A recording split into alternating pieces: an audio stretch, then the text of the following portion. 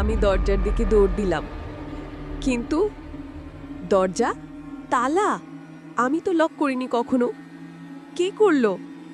আমার heartbeat sound বাড়ে। আমি পাগলির মতো জানালায় গিয়ে তাকালাম। বাইরে এখনো টিপটিপ বৃষ্টি, কিন্তু একটাও শব্দ নেই। পাখির না ডাক, না গাড়ির আওয়াজ, সব থমথমে। ঠিক তখনই ঘরের ভেতরে একটা পুরনো গান বাজতে শুরু করলো। এই রাত তোমার আমার। আমি থমকে গেলাম।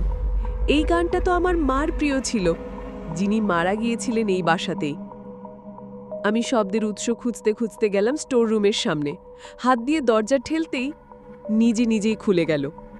ভেতরে একটা কাঠের চেয়ারে বসেছিল একজন মহিলা, শাড়ি পরা, চুলে বেনি, মাথা নিচু। আমি বললাম, কে কে আপনি?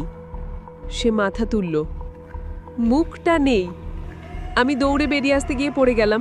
তখনই তার কণ্ঠ শুনলাম আবার, তুই তো কথা দিয়েছিলিস ফিরে আসবি না। আমার শরীর অবশ হয়ে গেল। মনে পড়ল, এই বাসায় আসার আগে আমি স্বপ্নে একটা মেয়েকে কথা দিয়েছিলাম। স্বপ্নে দেখা যায় একটা কুয়াশায় ভরা মাঠ, সেখানে সেই মেয়েটি বলছে, তুই কথা দে ফিরে আসবি না। আমি বুঝলাম, এই বাসাটা আমার জন্য না, এটা ওর, যে আমাকে আগে থেকেই অপেক্ষা করছিল। আমি এখন বাইরে যেতে পারি না, কারণ আমি এখন ওর অতিথি নই, আমি ওর বাসিন্দা। তখনই আমার কানে ভেসে আসলো একটা ফিসফিস আওয়াজ, তুই একা না, কখনোই ছিলি না।